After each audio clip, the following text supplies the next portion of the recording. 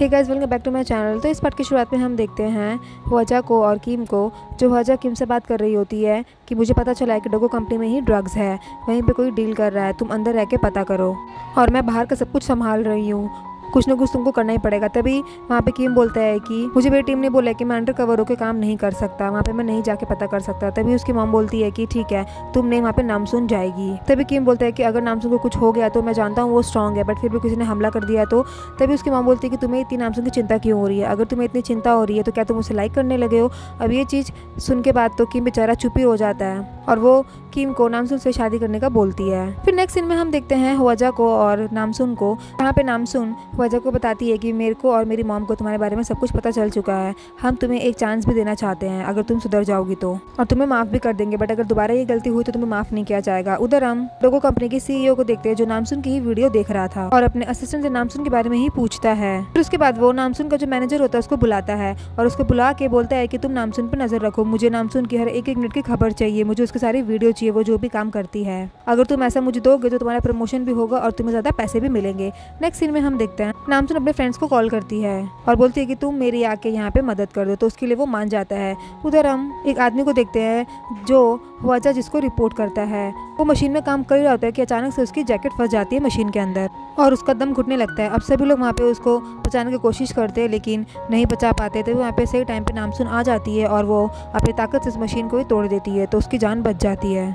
उधर मिसेस वैंग को देखते हैं जो घर में सबको बोलती है कि आज उनका सबका वर्कआउट डे होता है, सभी फिर वर्कआउट करते हैं और यहाँ पे जो उसका बेटा होता है यानी कि नामसून का भाई, वो तो अपनी मॉम से अच्छे से बात भी नहीं करता था किसी रीज़न की वजह से। रीज़न ये है कि नामसून की मॉम ने यानी कि नामसून के भाई को एक पिग्स की फ़ोटो भेजी थी जहाँ पे बहुत सारे जिसमें पिग्स थे और उसकी मॉम ने कहा था कि ये देखो तुम इन लोगों की तरह ही लगते हो। बस इस बात पे वो नाराज़ हो जाता है, अपनी मॉम से फिर बात ही नहीं करता, सिर्फ मतलब जितना ही बात करता था। अब गुस्सा होकर वो अपने पापा के शॉप में चला जाता है जहाँ पे वो बोलता है और उसके पापा उसे समझाते हैं कि तुम ज़िंदगी में कुछ करो, कॉलेज वॉलेज ज्वाइन करो। तभी वो बोलते हैं कि नहीं, मैं कॉलेज ज्वाइन नहीं करूँगा, मेरे मोटापे की वजह से लोग मुझे चिढ़ाते हैं, इसलिए मेरा को पढ़ने का मन नहीं है। नेक्स्ट सीन में हम मिसेस वैंग को देखते हैं जिसका असिस्टेंट आके उसे सॉन्ग ब्रेड के बारे में बताता है, गम गम कंपनी के बारे में, कि बहुत सारी औरतें उसके पास आती है, अपने उसकी कंपनी में इन्वेस्टमेंट भी करती है और वो सबको लोन भी देता है। अब ये बात मिसेस वैंग को कुछ जच नहीं रही थी, वो सोच रही थी कुछ तो गड़बड़ है। अब वो सॉन्ग ब्रेड से मिलने जाती है उसके ऑफिस में और वहाँ पे वो उसे पूछती है कि सबसे पहले तुम अपना नाम बताओ कि तुम्हारा रियल नेम क्या है।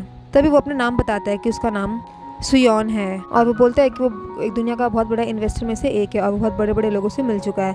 तभी मिसेस वैंग उसे बताती है कि मुझे तुम्हारे बारे में सब कुछ पता है कि तुम एक स्कैमर हो और तुम कैसे पैसा बनाते हो ये भी मैं अच्छी तरीके से जानती हूँ, तुम्हारा ये काम धंधा बहुत जल्दी बर्बाद होगा। उसके बाद मिसेस वैंग किसी को कॉल करती है और बोलती है कि मुझे डोगो कंपनी के CEO से मिलना है, जल्दी कुछ इंतजाम करो। उसके बाद हम किम को देखते हैं जो पुलिस स्टेशन में होता है और वो लोग ड्रग्स के बारे में ही बात करते हैं, पता लगाने की कोशिश करते हैं। उधर जो उनका सीनियर होता है वो बेहोश हो जाता है, उसको पानी चाहिए होता है, जबकि पानी तो उसके लिए खतरनाक होता है। इधर हम डोगो कंपनी के CEO को देखते हैं जो मीटिंग में सारे पॉलिटिशियन उसके साथ मिले हुए होते हैं और सबसे बात करता है, सबको थैंक यू बोलता है क्योंकि सब ने उसका साथ दिया था और वो ये बात करता है कि आगे भी उन सबका उसे हेल्प चाहिए क्योंकि वो अपना बिजनेस को इंटरनेशनली फैलाना चाहता है और उन सब में भी उसको सपोर्ट चाहिए। नेक्स्ट सीन में हम किम को देखते हैं जो सीनियर को जल्दी से हॉस्पिटल लेके जाना होता है, लेकिन वो मना करता है कि मुझे मत लेके जाओ वरना सबको पता चल जाएगा कि मैं ड्रग्स के झमेले में पड़ चुका हूँ और मेरी पोजीशन भी मेरे से छिन जाएगी। उधर हम डोगो कंपनी के CEO के असिस्टेंट को देखते हैं जो उसके पास एक सीरम का बैग लेके आता है जिससे बहुत सारे सीरम होते हैं जो ड्रग्स से रिलेटेड होता है, शायद उसी की वजह से ही उसको पावर मिलती है। अब यहाँ पे इन लोगों का कुछ प्लान होता है।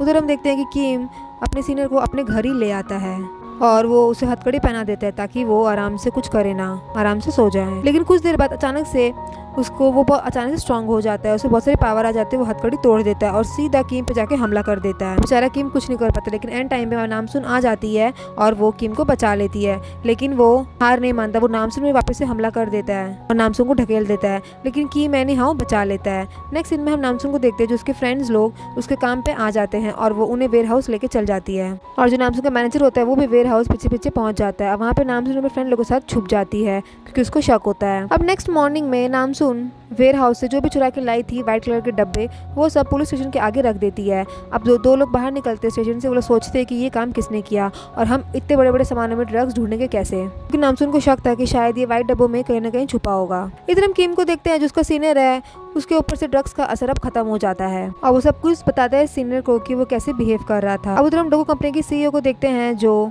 फैक्ट्री में जाता है जो ड्रग्स बनाता है उसके पास और उससे पूछता है। तभी वो उसे बताता है कि इस ड्रग का एक ही एंटीडोट है, वो है सियरचन। सियरचन मीन्स जो उस CEO का जो ब्लू खून होता है, सिर्फ उसी से इस ड्रग को कंट्रोल किया जा सकता है। इधर हम किम और उसके सीनियर को बोलते हैं जो उसको बताता है कि पानी से ही ड्रग्स एक्टिवेट होता है, तो आप 24 घंटा कम से कम पानी से दूर रहिएगा।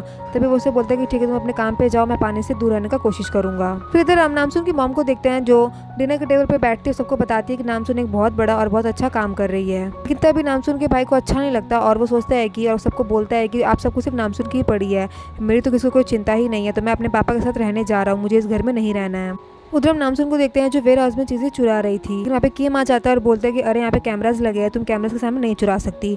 अब उधर हम नामसुन के भाई को देखते हैं जो कैफे में बैठा होता है और वो उसी लड़की को देखता है जो लड़की ने उसे एक बार एक चीज़ दी थी और उसको देखते ही वो दवाई खा लेता है और इससे हमें ये पता चलता है कि शायद वो ड्रग्स है। उधर हम किम के सीनियर को देखते हैं जो अपना कंट्रोल खो देता है, उसको पानी चाहिए होता है, पूरे घर में वो पानी ढूंढता है, पानी नहीं मिलने से कैक्टस पे खाने लगता है। फिर वो वॉशरूम में जाता है, कमोड में वो देखता है, वहाँ पे उसको पानी मिलता है। इधर हम देखते हैं कि फाइनली मिसेज वैंग डोगो कंपनी के CEO से मिलने आ जाती है और उधर हम वेयर हाउस में देखते हैं कि हुआजा चाकू लेके नामसुन की तरफ बढ़ रही थी और वो उसको चाकू घोंप देती है और किम भी ये सब चीज़ देख लेता है और यहीं पे हमारा ये पार्ट खत्म हो जाता है। तो ये ड्रामा आपको कैसे लग रहा है हमें कमेंट करके जरूर बताइए। उसका नेक्स्ट पार्ट हमारे चैनल पे बहुत जल्दी अपलोड होगा। तब तक के लिए स्टे कनेक्टेड। Bye bye.